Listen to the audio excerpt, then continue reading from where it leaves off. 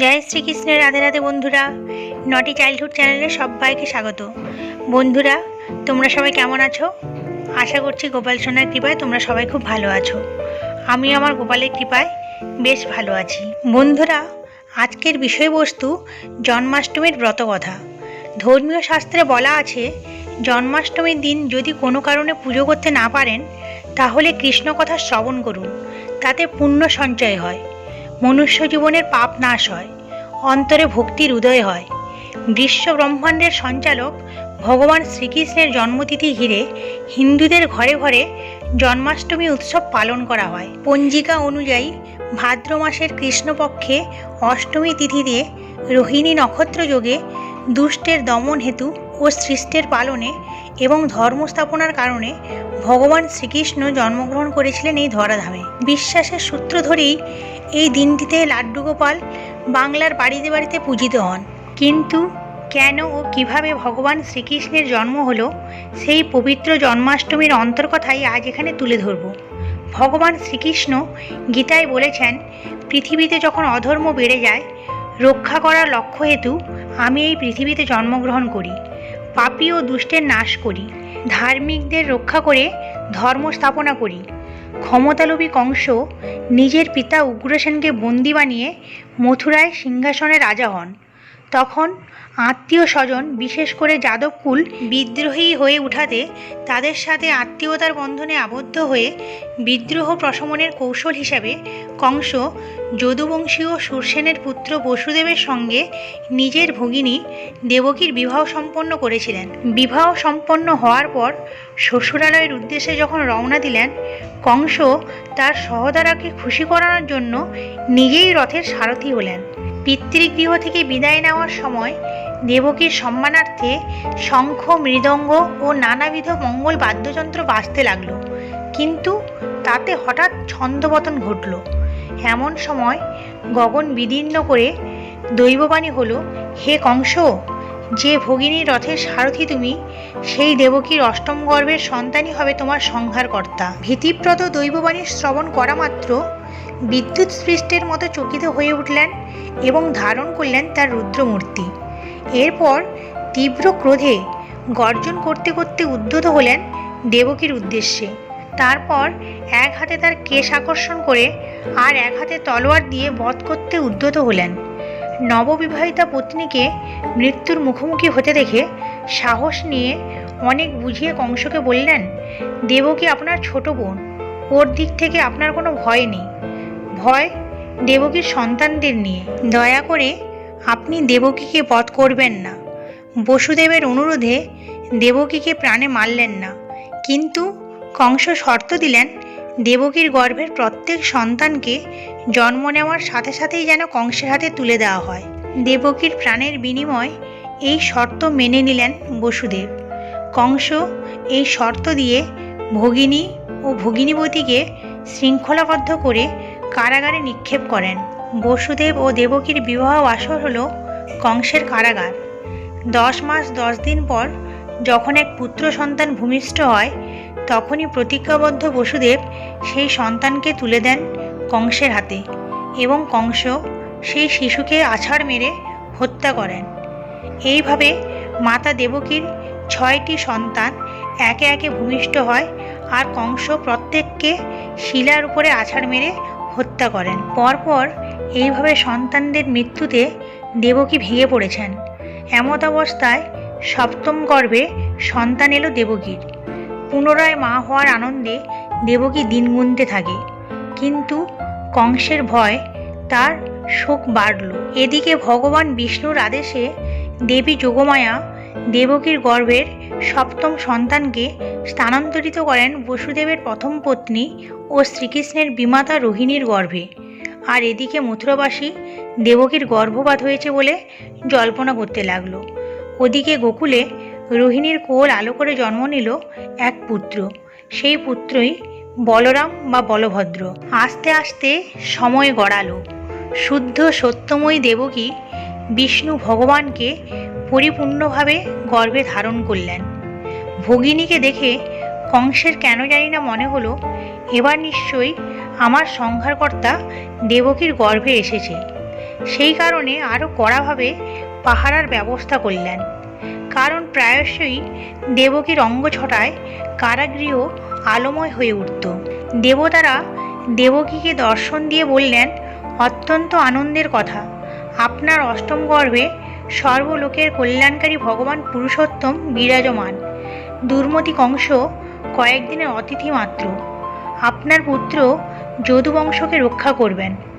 যথাসময়ে ভগবান বিষ্ণু ধরাধামে আবির্ভূত হওয়ার ইচ্ছা প্রকাশ করলেন। এরপর আসে সেই মাহেন্দ্রক্ষণ, মাতা দেবকীর অষ্টম গর্ভের সন্তানের ভূমিষ্ঠ হওয়ার দিন। ওই দিন মুষলধারে বৃষ্টি হচ্ছিল। দিনটি ছিল ভাদ্র মাসের মধ্যরাত, কৃষ্ণপক্ষের অষ্টমী তিথি। তার সাথে ছিল রোহিণী নক্ষত্রের প্রভাব। চারিদিক ছিল ঘন অন্ধকার। ঠিক ওই সময় বিশ্বভুবন আলো করে কৃষ্ণবদরী রূপ পরিগ্রহ করে জন্ম নিলেন জগতের ত্রাতা স্বয়ং ভগবান শ্রীকৃষ্ণ। জন্ম নেওয়ার সাথে সাথে পূর্ব দিগন্তে 16 কলাপূর্ণ চাঁদের উদয় হলো। ওই সময় দেবতারা পুষ্পবৃষ্টি শুরু করলেন। গন্ধর্বরা মধুর সুরে গাইতে লাগলো এবং অপ্সরাগণ নাচতে লাগলেন। জগৎপালক মঙ্গলময় বিষ্ণুর গুণাবলীর স্তুতি করতে লাগলেন চারণ দল।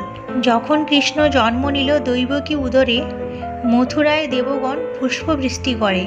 বসুদেব অভিভূত হয়ে দেখলেন তার সামনে বিচিত্র দর্শন এক শিশু, দু নয়ন কমলের ন্যায় এবং শঙ্খ চক্র গদা পদ্মধারী চতুর্ভুজ, বক্ষস্থলে শ্রীবৎস চিহ্ন, কণ্ঠে কৌস্তবমণি, শ্রীঅঙ্গে মনোহর পীতাম্বর বস্ত্র, নানান আভূষণে সুশোভিত দেবশিশুর অঙ্গ প্রত্যঙ্গ থেকে মনোমুগ্ধকর জ্যোতি ঠিকরে বেরোচ্ছে।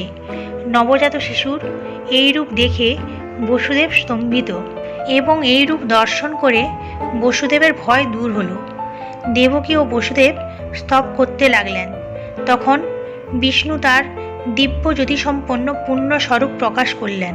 মথুরার মাটি পবিত্র হয়ে উঠল ভগবান শ্রীকৃষ্ণের পূর্ণ আবির্ভাবের ফলস্বরূপ। তারপর আপন যোগমায়ায় এক সাধারণ শিশুর রূপ ধারণ করলেন। ঠিক সেই সময় আকাশ মেঘাচ্ছন্ন, ঘন ঘন মেঘের গর্জন। যে মুহূর্তে ভগবান শ্রীকৃষ্ণ জন্মগ্রহণ করেন, ঠিক সেই মুহূর্তে মাতা যশোদাও এক কন্যা সন্তানের জন্ম দেন। ধর্মীয় শাস্ত্রে কথিত আছে এই সন্তানই দেবী যোগমায়া বা বৈষ্ণবী শক্তির যোগনিদ্রা। অকস্মাৎ কারাগারে দৈববাণী হয়, শিশুলয়ে তরা করি যাও নন্দালয়। নিদ্রাগত সবে আছে আমারও মায়ায়, এইক্ষণে শিশুলয়ে যাও নন্দালয়।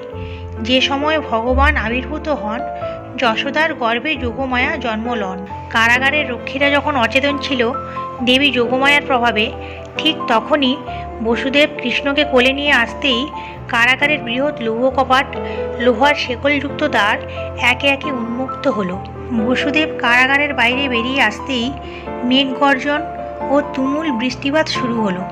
অনন্তনাগ সহস্র ফণা বিস্তার করে বৃষ্টি নিবারণের জন্য বসুদেবের মাথায় ভগবান কৃষ্ণকে আচ্ছাদন করে পেছন পেছন যেতে লাগলেন। প্রবল বৃষ্টির জন্য স্রোতস্বিনী যমুনার তখন ভয়ঙ্কর চেহারা। জলের স্রোত কমিয়ে দিয়ে পথ দেখালেন যমুনা। ঘন ঘন মেঘগণ করিছে গর্জন, অবিরল বৃষ্টিধারা হতেছে পতন। স্বয়ং অনন্তদেব সর্পরূপ ধরি, বাড়ি নিবারণ জন্য কৃষ্ণ শিষ্য পরি। ছত্রের সমান ফণা করিয়া ধারণ, বসুদেব পশ্চাতে তিনি করেন গমন। এইভাবে বসুদেব যাইতে লাগিল, যমুনার তটে আসি উপস্থিত হইল। দুকুলে বহিছে বান, বসুদেব ভাবে, কেমনে হইয়া পার নন্দালয়ে যাবে। হায় কি করিব বলি কাঁদিতে লাগিল, অন্তর্যামী নারায়ণ অন্তরে জানিল। দেখিতে দেখিতে জল কমিয়া আসিল। এইভাবে যমুনা নদী পার হয়ে নন্দালয়ে উপস্থিত হয়ে বসুদেব দেখলেন ব্রজবাসী সকলেই যোগনিদ্রায় মগ্ন। তখন তিনি সূতিকাগারে যশোদার শয্যায় নিজ পুত্রকে রেখে যশোদার নবজাতিকাকে সঙ্গে নিয়ে কংস কারাগারে ফিরে এলেন। দেবকীর পাশে রেখে দিতেই পুনরায় লৌহ দ্বারগুলি বন্ধ হয়ে গেল এবং অচেতন অবস্থা থেকে প্রত্যেকে জেগে উঠল।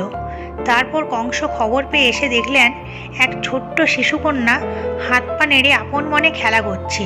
এরপর সেই কন্যা সন্তানকে শিলায় আছাড় মেরে হত্যা করবার জন্য যেই শূন্যে উত্তোলন করেছেন, তৎক্ষণাৎ সেই শিশুকন্যা কংসের হাত হতে শূন্য মার্গে উঠে যায় শিলাতে না পড়ে এবং নিজ রূপে এসে বলে, হে দুরাচারী কংস, তোমারে বধিবে যে গোকুলে বাড়িছে সে। এই কথা শুনে কংস চিন্তান্বিত হয়ে ওঠেন এবং শ্রীকৃষ্ণকে বধ করার বহু চেষ্টা করেন, কিন্তু সব চেষ্টা বিফল হয়ে যায়। অবশেষে ধনুর্যজ্ঞ আয়োজন করেন কংস এবং এই যজ্ঞে উপস্থিত হওয়ার জন্য ভগবান শ্রীকৃষ্ণ ও বলরামকে আমন্ত্রণ জানান। তারপর সেই যজ্ঞে উপস্থিত হন স্বয়ং ভগবান শ্রীকৃষ্ণ এবং কংসকে বিনাশ করেন।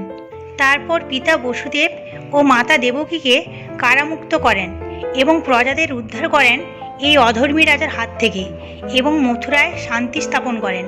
এইভাবেই 125 বছর ধরেই ধরাধামে একের পর এক ধর্ম প্রতিষ্ঠাপন করেন ভগবান শ্রীকৃষ্ণ। জন্মাষ্টমীর ব্রতকথা হইল সমাপন। জয় জয় কৃষ্ণচন্দ্র বল সর্বজন।